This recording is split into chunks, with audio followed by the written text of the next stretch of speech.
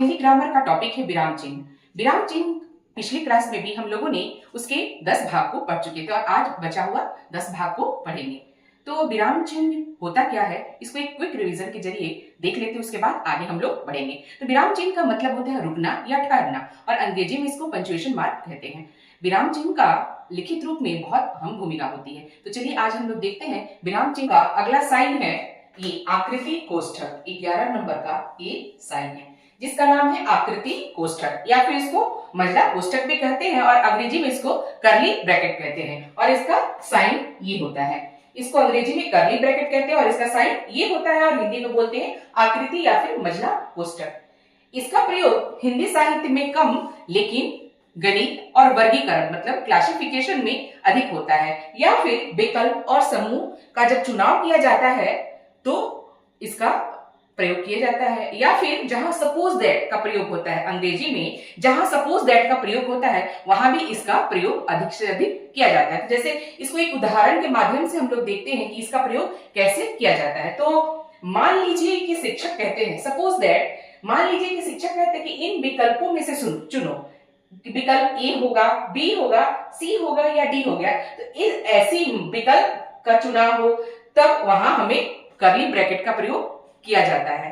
तो इसका प्रयोग हम लोग हिंदी साहित्य में तो कम करते हैं, लेकिन मुख्य रूप से इसका प्रयोग गणित और वर्गीकरण में होता है। तो अब अगला हम लोग पढ़ते हैं अपना अगला टॉपिक। अगला साइन है हमारा योजन चिन्ह, जिसका अंग्रेजी होता है हाइफन। ये हमारा 12 नंबर का साइन है, जिस योजन चिन्ह जिसको अंग्रेजी में हाइफन कहते हैं, और इसका सिंबल ये होता है, या फिर इसको छोटा डैश भी कर सकते हैं। तो ये बात योजन चिन्ह का प्रयोग हम लोग इससे पहले वाले भी ग्रामर के एक टॉपिक समास में इसका प्रयोग हम लोग कर चुके हैं। तो योजन चिन्ह का प्रयोग दो शब्दों की तुलना करने में किया जाता है। योजन या फिर दो शब्दों को जोड़ने या फिर तुलना करने के लिए इनका प्रयोग किया जाता है। किसका? हाइफन, अंग्रेजी में हाइफन और हिंदी में होता है योजन चिन्ह। तो जैसे माता पिता, अमीर गरीब, सुख दुख, दिन रात, देश विदेश, राजा रंग, तो इन लोगों इसके बीच में ये हाइफन का साइन लगा है, और इससे हम लोग क्या कर रहे हैं, दोनों के बीच में तुलना कर रहे हैं कि राजा है तो उधर रंग है, अमीर है तो गरीब है, माँ है तो पिता है, सुख है तो दुख है, दिन है तो रात है, देश है तो विदेश है। तो इसको जोड़ने और तुलना करने में हाइफन का प्रयोग करते हैं। अब अगला हमारा साइन है निर्देशन चिन्ह, जिसकी अंग्रेजी होती है डैश, और इसका सिंबल हुआ ये।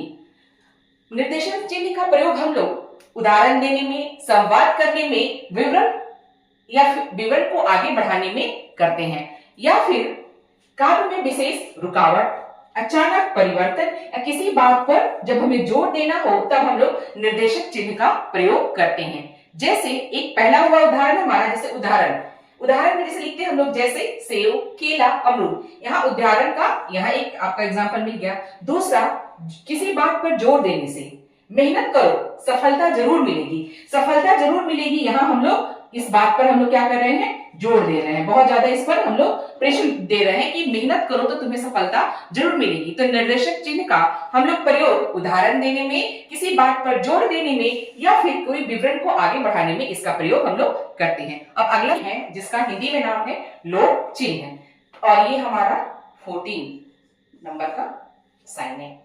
इसका नाम है लोप चिन्ह, और अंग्रेजी में इसको 3 डॉट्स बोलते हैं, और इसका सिंबल हुआ ये। इसका अब हम लोग प्रयोग देखते हैं कि इसका प्रयोग कहाँ होता है। किसी भी वाक्य को बोलते बोलते आधा अधूरा छोड़ देने के बाद इसका प्रयोग होता है, या फिर भावावेश, कोई बात बोलते बोलते इंसान रुक जाता है उसके बाद इसका प्रयोग होता है, या फिर कोई वाक्य खंडित हो जाता है तब उस समय आदमी 3 डॉट डाल के उसके छोड़ देता है, इसके आगे भी कुछ वाक्य है। तो इसकी परिभाषा देखते हैं। जब वाक्य में कुछ अंश छोड़ दिया जाता है, जब वाक्य में कुछ अंश छोड़ दिया जाता है तब 3 डॉट्स का प्रयोग होता है। दूसरा है भावावेश की दशा में वाक्य बीच में खंडित हो जाता है। जब कोई इंसान किसी भी भावावेश में रहेगा तो पूरा बात वो बोल नहीं पाता है, तो कुछ बातें वो अधूरी छोड़ देता है, तो लिखित रूप में हम वहां ये 3 डॉट्स का प्रयोग करते हैं। अगला है कि किसी कथन को अधूरा छोड़ देना, किसी भी कथन को अधूरा छोड़ देना। जैसे उदाहरण स्वरूप हम लोग देखते हैं कि मैं तुम्हें कुछ बताना चाहता था लेकिन कोई आ गया होगा, वो सीक्रेट रखना चाहता हो, सामने वाले से नहीं बताना चाहता हो, या फिर वो उसका मन दुखी हो, वो बात को आगे कंटिन्यू नहीं करना चाह रहा था, तो उस दशा में यहाँ 3 डॉट्स का प्रयोग होगा। तो यहाँ क्या देखने का मिल रहा है कि यहाँ कथन अधूरा रह गया, जो ये कथन है यहाँ अधूरा रह गया, और इस जगह हम लोग 3 डॉट्स का प्रयोग करते हैं। तो 3 डॉट्स अधूरे कथन में प्रयोग किया जाता है। और अगला हमारा टॉपिक है विभाजन चिन्ह, और जिसकी अंग्रेजी होती है स्लैश, और इसका सिंबल होता है ये। इसका प्रयोग हम लोग कहाँ करते हैं? तो स्लैश का प्रयोग हम लोग विकल्पों को दर्शाने में, और कोई भी चीज को विभाजन जब करना होता है तब हम लोग स्लैश का प्रयोग करते हैं। विकल्प मतलब कोई भी क्वेश्चन लिखा हुआ है कि उसका सही जवाब हाँ में होगा या ना होगा, तो हमारा विकल्प हुआ, हाँ में उत्तर दीजिए या फिर नहीं में दीजिए। और दो चीजों के विभाजन का मतलब हुआ यहाँ छात्र छात्राएं के बीच में विभाजन किया गया है, रात या दिन, इनके बीच में विभाजन किया गया है। तो हम लोग स्लैश का प्रयोग विभाजन या विकल्प को चुनने में करते हैं। अब अगला हमारा टॉपिक है क्षमता चिन्ह, और इसको अंग्रेजी में हम लोग बोलते हैं इक्वल साइन। ये इसका सिंबल हुआ, इक्वल साइन का ये सिंबल हुआ। इसका प्रयोग दो शब्दों के अर्थ या फिर बराबरी दर्शाने के लिए इसका प्रयोग करते हैं। इक्वल साइन का प्रयोग हम लोग दो अर्थों की बराबरी दर्शाने के लिए करते हैं, या फिर दो राशियों को या मानों की समानता बतलाने के लिए करते हैं। जब दो शब्द का अर्थ बताना हो या फिर दो राशियों की समानता बतलानी हो, वहां हम लोग इक्वल या फिर बराबर या फिर क्षमता चिन्ह का प्रयोग करते हैं। जैसे दो शब्दों के अर्थ बताने हो, जैसे यहाँ जल और पानी, यहाँ इक्वल का साइन दिया गया है, इसका मतलब या फिर आप जल कहिए या फिर पानी कहिए, दोनों बात बराबर ही, दोनों का अर्थ एक ही हुआ। दूसरा है हमें दो राशियों के बीच समानता बताने के लिए, तो हम लोग ये दो राशियों के बीच समानता बताते हैं। 2 = 2 + 2 4 होगा, इसका भी मान 4 होगा और ये भी मान, ये दोनों का मान बराबर है। तो यहाँ मान बताने के लिए भी हम लोग इसका प्रयोग करते हैं। अब अगला हमारा साइन है, हमारा विराम चिन्ह है जिसका नाम है द्विपूर्ण विराम, और ये हमारा 17वां नंबर का साइन है, और इसको अंग्रेजी में हम लोग डबल डेल्टा बोलते हैं, और इसका सिंबल हुआ ये। द्विपूर्ण विराम चिन्ह है, उसका प्रयोग कहाँ होता है? तो इसका प्रयोग मुख्यतः दोहा, संस्कृत के पद, हिंदी श्लोक का पंक्तियां, छंद, दोहे और चौपाइयों में होते हैं। जो द्विपूर्ण विराम चिन्ह का प्रयोग हम लोग कहाँ करते हैं? तो इसका प्रयोग हम लोग चौपाई, छंद, काव्य, हिंदी, संस्कृत में करते हैं। उसको हम लोग इस उदाहरण के माध्यम से देखते हैं। जैसे इसका प्रयोग हम लोग कहाँ करते हैं? तो श्री गुरु चरण सरोरज, इसका निज मन मुकुर सुधारी, जब इसका समाप्ति हुआ तो यहाँ हम लोगों ने द्विपूर्ण विराम का चिन्ह लगाया। अगला है, इसका प्रयोग हम लोग संस्कृत में भी करते हैं, तो कर्मण्येवाधिकारस्ये मा फलेषु कदाचन, यहाँ भी हम लोग इसका प्रयोग किए। तो कहने का मतलब कि इसका प्रयोग हिंदी, संस्कृत, पद, श्लोक का पंक्तियां, छंद, दोहे और चौपाइयां, ये हमारा चौपाई हुआ, और ये हमारा संस्कृत का एक हमारा श्लोक हुआ, जहां हम लोगों ने डबल द्विपूर्ण विराम चिन्ह का प्रयोग किया। अब अगला हमारा चिन्ह है, हमारा साइन है, जिसका नंबर है 18, और इसका नाम है संक्षेप चिन्ह। इसका नाम है संक्षेप चिन्ह, और इसको बोलते हैं स्ट्रॉफी, और इसका साइन होता है ये। इसका प्रयोग किसी शब्द का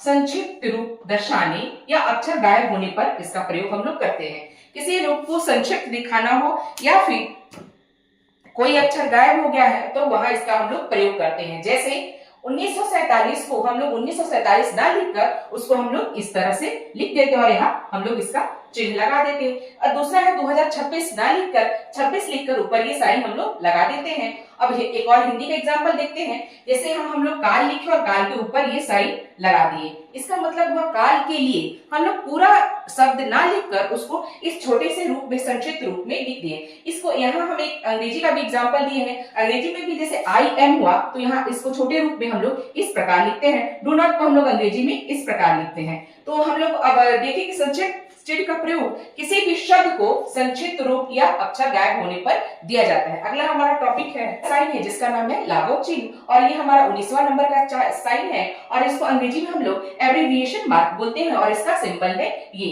इसका प्रयोग हम लोग कब करते हैं? तो इसका प्रयोग हम लोग किसी बड़े शब्द को जब संक्षिप्त मतलब शॉर्ट रूप में लिखना हो तब हम लोग इसका प्रयोग करते हैं लाघव चिन्ह का।